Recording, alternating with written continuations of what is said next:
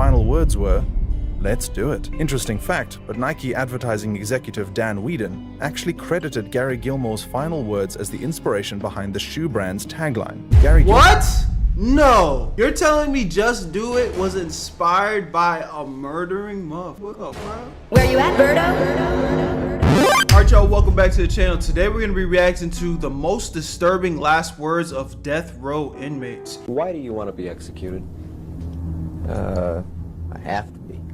Huh? Because I will kill again.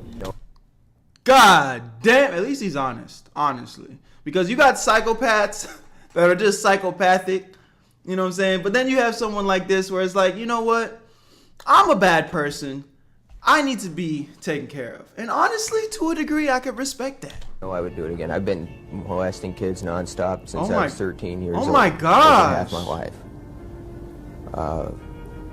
Anything happened, I can guarantee I'd do it again, and sooner or later I would kill another child.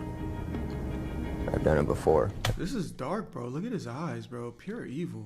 But, I mean, again, it's like he's aware, and I can at least respect that he's willing to pack himself up. And at the time, I liked it. In 1989, Wesley Allen Dodd pleaded guilty to his crimes of taking the lives of 3 boys. Dodd killed brothers William Neer, 10, and Cole Neer, 11, in a Vancouver park before strangling 4-year-old Lee Iselli a month later. In 1990, Dodd was sentenced to death. He was given the option of lethal injection or death by hanging. He chose to be hanged for his crimes. Oh my gosh! And dropped all appeals, believing he had to die. He stated numerous times, "I will kill and rape again, and enjoy every minute of it." Dodd was hanged on the 5th of January, 1993.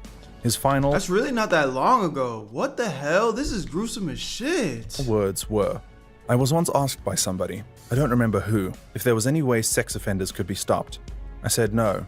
I was wrong. I was wrong when I said there was no hope, no peace. There is hope. There is peace. I found both in the Lord Jesus Christ. Look to the Lord, and you will find peace." Well, that's some intense final words. Didn't leave them hanging on a word whatsoever. Am I pure You know what you did there. evil? Am I the face of terror sitting here in front of you? Or am I able to talk to you man to man?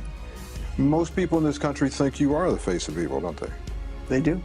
But sitting down here now, and let me make clear, I'm not sitting here trying to influence you. And I'm not putting on a game face. I'm not conning anybody. I'm just being me. In 1995, Timothy McVeigh took on the nickname Oklahoma City Bomber after setting off a bomb he created that killed 149 adults Damn! and 19 children at an Oklahoma City federal building. He was sentenced to death, and when his time came in 2001... Why though? Why? What's the purpose? He chose to remain silent the entire time the lethal injection took place. He did, however, leave a note behind in place of his valid final words, quoting the last few lines of the poem Invictus by Sir William Ernest Henley. Timothy McVeigh was executed by lethal injection on the 11th of June, 2001.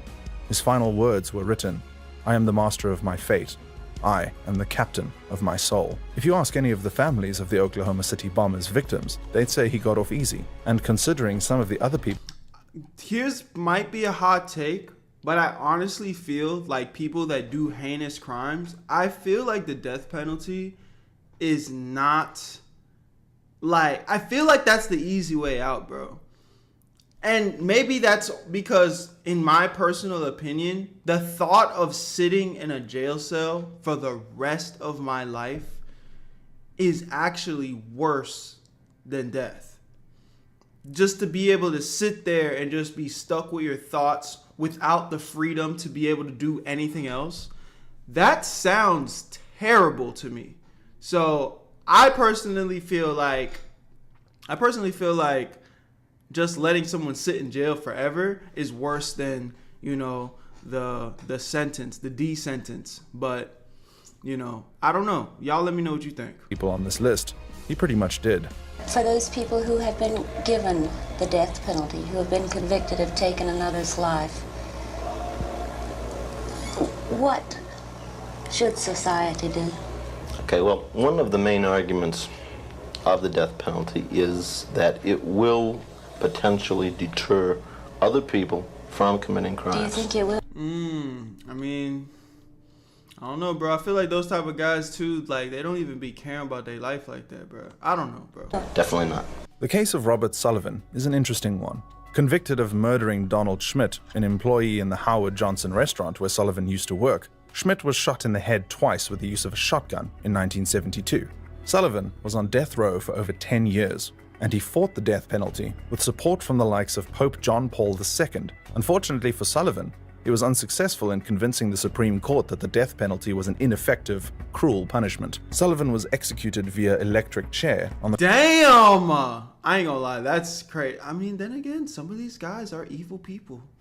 I don't know, bro. I almost don't want to say too much. That's going out on the electric chair, though? 1st of December, 1983. Sullivan delivered his final words after fighting the very cause of his death. In spite of what is about to happen to me, do not quit. I hold no malice to none. May God bless us all. Sullivan spent so much of his sentence never fighting the charges against him, but instead fighting the punishment. His final words, while accepting, are doused in defeat that he wasn't able to change his fate. Are you frightened about next week? Well, death is death. A person said one time, he said, that's a horrible way of dying. I said, what is a good way? Could you tell me what a good way is to die? Laying down in my sleep peacefully at 99 years old. No pain, just, you know, I think that's an appropriate, nice way of going out. At least that's what I feel like most people would like to go out, right?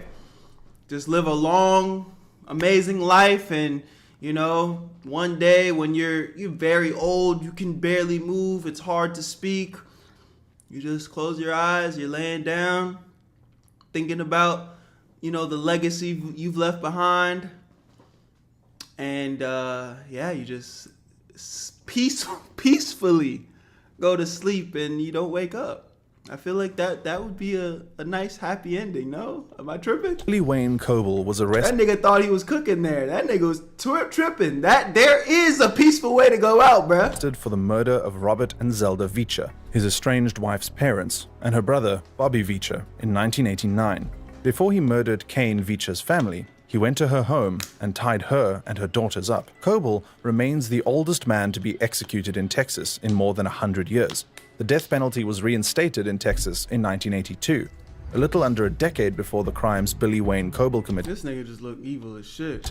Landed him in prison and on death row. Billy Wayne Coble was executed via lethal injection on the 28th of February 2019. His rapid-fire final words were, "Yes, sir, that'll be $5. I love you, and I love you. Mike, I love you. Where's Nelly at? I love you. That will be $5. Take care." I don't really know What the hell? what $5 means, but when he said this, it was all directed at his family, made up of 5 people, all in attendance. Coincidence? From Texas to Florida, and from a lesser-known killer to one of the most well-known killers. Let's move on to my experience with, I'd say, pornography generally, but with pornography that deals on a violent level with sexuality, is that why do all these people, after they're locked up, they seem to like become very almost knowledgeable and philosophical? I guess when you're literally facing life in prison and then even put on a D sentence, all you're left to do is actually think about your actions and maybe actually, you know, pick up a book and learn some shit. But it almost feels like all these guys just turn into these super, well, actually, if you know what I'm saying, and and BBB. Like, what the hell? Where was all this energy? Why didn't you put this much thought into your decision making before you ruin people's lives? Once you become addicted to it, and I look at this as a kind of addiction, like other kinds of addiction. Like, these nigga almost sound like a doctor right here talking. Of addiction, I would keep looking for more potent, more explicit, more graphic kinds of material. Like an addiction, you keep craving something which is harder, something which gives you a greater sense of excitement. Ted Bundy is one of the most notorious serial killers known to the world. He's been the subject of countless films and documentaries for his various acts of abuse and violence perpetrated throughout the 70s. Bundy, in his time, murdered more than 30 women. Many claim that Bundy's final words are nothing more than the means of a sociopath to elicit sympathy from the ones he hurt most. It doesn't necessarily mean they actually mean what they're saying. In the case of Bundy, nobody will ever really know. His final words, for many, were creepy, considering the heinous nature of Ted's crimes. Ted Bundy was thrown in the electric chair on the 24th of January, 1989. Bundy's final words were, "I'd like you to give my love to my family and my friends." I'd like you to give my love to my family and friends. Oh, Ted, you creep. Nigga all happy and shit. Creep seems fair. The thing about psychos is you never really know what the hell is going on in their head.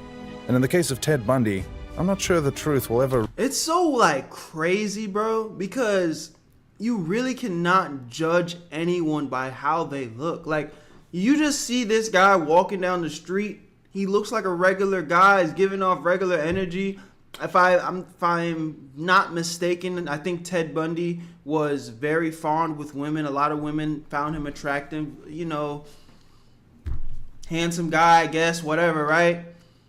But he's a psychopath, and he'll do you dirt if he gets the chance. Man, this stuff like gives me the creeps, bro. I feel like I'm a perfect person to react to these type of content because to be honest, bro, I don't even like this shit. I'm not knowledgeable in any of this shit. You know, Ted Bundy's very popular, so I've obviously heard his name before. But like, I deadass be like blown away when I hear some of these situations because I deadass know nothing about it. It's crazy. Really be known or understood. Speaking of never understanding a psycho. This nigga, oh my god! Damn! How have you prepared yourself for tomorrow morning? I'm alright with it. Yeah, I'm ready to go. Hey, I was tortured. This bitch was... Let me chill. Tortured at BCI. Eileen Wuornos was a prolific criminal between 1989 and 1990. Over 7 bodies of middle-aged white men were... I ain't gonna lie. Ain't no way in hell I'm getting murdered by her. Not a chance. Not a chance. She would have to have a gun. That's the only way. But you're not gonna strangle me. You're not even gonna be able to. You would have the only way you'd be able to maybe stab me to death by surprise if I just walked in the room and you just shake.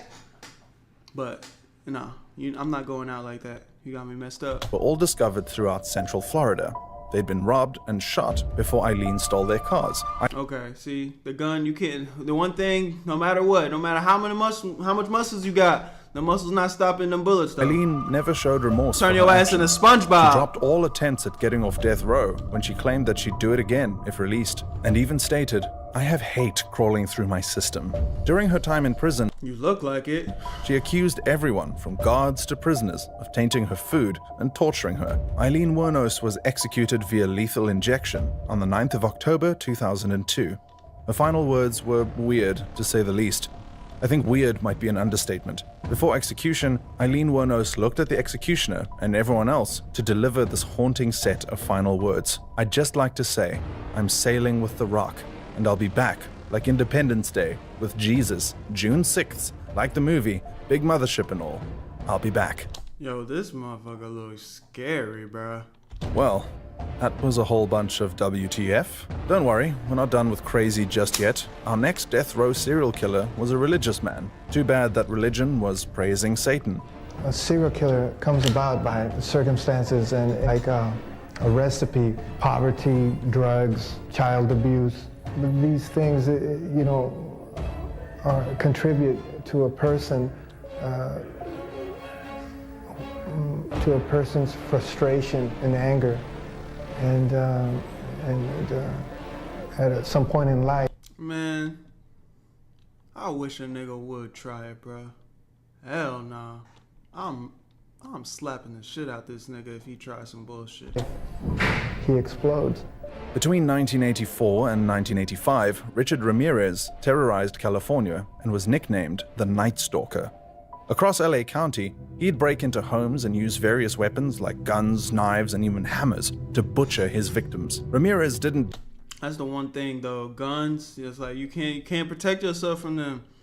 And I guess if you get caught slipping, the hammers and stuff, they can mess you up too. But boy, sometimes I just get so mad hearing these situations. I was like, put the weapons down and box me, bruh.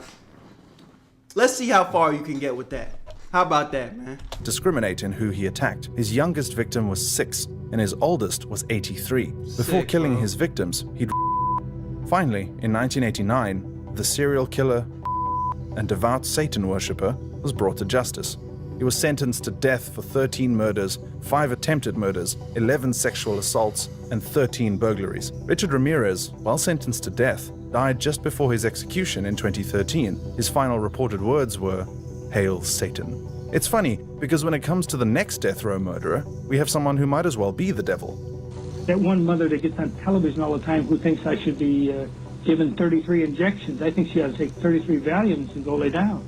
Also known as the Killer Clown, John Wayne Gacy was responsible for the murders of over 33 young men and boys. Gacy would lure his victims in with the promise of a job, drugs, alcohol, or money for sex. Otherwise, he'd simply grab them off the street or con them using a sheriff's badge. Before murdering and burying the bodies, Gacy would and torture his victims repeatedly. In Gacy's private life, he was a member of the Jolly Joker Clown Club, which is one of the reasons for his nickname. Oh my God. The Clown. The other reason, he'd always... Hell nah. If you as a parent thought this nigga was a good idea to come bring around your kids, bro, you're an L parent, bro. This nigga looks terrifying in the clown suit. Look at him. I don't want this nigga nowhere near my kids, bro. Matter of fact, we should ban all clowns. Clowns shouldn't exist. I'm sorry if you're a clown and you make a living off of a clown, being a clown. Sorry, bro. I'm gonna start a petition. No more clowns. How many people agree with me? I think that's a good idea. Tell his victims as he killed them, this is the final trick. After repeatedly playing tricks on them as a means of torture, John Wayne Gacy was executed via lethal injection on the 10th of May, 1994. His final words, emblematic of his lacking empathy or ownership of his crimes, were, "Kiss my ass." At the end of the day, the not-so-charming John Wayne Gacy Slap that weak-ass nigga, bro. He was nothing more than a clown. Let's imagine his character's name was Bozo. Well, Bozo's act was cut short, and thank God for that. But our next death row inmate was a fighter who fought against the very same capital punishment that took the lives of many on this list. He wasn't successful, but he tried. It caught me off guard. I didn't expect it. I didn't think mine would be the first one signed. After it was signed, well, it was just something he had to accept. John Spenkelink was a drifter who was charged and convicted of murdering a traveling companion. Spenkelink never wavered in his convictions that what he did was done out of self-defense. Spenkelink was the first man to be placed on death row in Florida after the U.S. Supreme Court reinstated capital punishment. What did he do? In 1976. Spenkelink was executed via electric chair. Damn, that electric chair one is crazy, bro. I ain't gonna lie. On the 25th of May, 1979. His final words, a comment on the system of capital punishment as a whole, were, "Capital punishment. Them without the capital get the punishment." For everyone on this list, John Spenkelink fought against the reinstatement of the death penalty in the US. While he wasn't successful and ended up being the first in Florida to get the death penalty, our final death row inmate is thankfully not another person from Florida. Why are they doing us so dirt in Florida, bruh? If y'all don't know, I'm a Floridian, man. Come on, bruh. We not as crazy as y'all trying to make us out to be, man. We just a big state. And just like any state, there be crazy motherfuckers everywhere. We just a big state, so we probably have more crazy motherfuckers than you smaller states. Because in comparison, we are bigger. You get what I'm saying? It's just a numbers thing. Come on now, don't do us like that. Which, judging by this list, puts the capital Am I coping, chat? in capital punishment. Honestly, after the amount of death row inmates that have died in Florida, I wonder if Florida needs to be arrested and tried as a serial killer. No. When you're a board that dispenses privilege, and I've always thought that privileges were sought, desired, earned, and deserved. And I seek nothing from you. I don't desire anything from you. I haven't earned anything. I don't deserve anything either. Gary Gilmore was the first man to be executed following the Supreme Court decision allowing capital punishment to resume in the United States in 1976. Gilmore was convicted of murdering a motel manager in Utah, which resulted in his death sentence. Interesting fact, but Nike advertising executive Dan Whedon actually credited Gary Gilmore's final words as the inspiration behind the shoe brand's tagline. What? No. You're telling me Just Do It was inspired by a murdering motherfucker, bro? Not the Just Do It that inspired us to be great, get up every day and be a better version of ourselves? That Just Do It? Bro, Nike needs to be taken down for that. What? That is bad. I ain't gonna lie, that's pretty crazy, bro. I'm just kidding. I don't think Nike should be taken down for that, but that is just kind of like, I don't know, something's off-putting about finding that out, bro. Really. That kind of make me look at the CEO whose idea to take it a little bit different. Like, what type of shit was he into to even know that he said this? I'm going to rewind this just a little bit because I kind of want to hear it again. Utah, which resulted in his death sentence. Interesting fact, but Nike advertising executive Dan Whedon actually so he was the advertising executive. credited Gary Gilmore's final words as the inspiration behind the shoe brand's tagline. Gary Gilmore was executed via firing squad on the 17th of January. What? Yo! I didn't even know this was a form of execution. 1977. His final words were, "Let's do it." Niggas smiling and all. What's really interesting about all of these serial killers is how the punishment can vary so drastically between circumstances. The punishment doesn't always fit the crime, but nobody will ever agree on what punishment actually does. Why do you want to... That thumbnail was chilling. Well, let me know what you guys think. This was kind of crazy, but it was interesting. It was interesting. Again, I've already given you guys my opinion on the D sentence. I feel like if you do a heinous crime, it's gonna be so much more, I guess, so much more like of a bad experience to have to sit there and deal with that for the rest of your life, rather than just it's over, you know? But that's my opinion. I'm curious to hear what y'all think. You know, let's keep it positive in the comments, man. You know, it's all love and positivity over here. I think everybody should be entitled to have an opinion, but we don't got to get angry at each other. But anyways, my name's Berto. Subscribe to this channel, like, comment, subscribe. YouTube's about to recommend you another amazing video, and you want to go sub up to my other channels. The links to that are in my description. Love you guys. Peace. Where you at, Berto?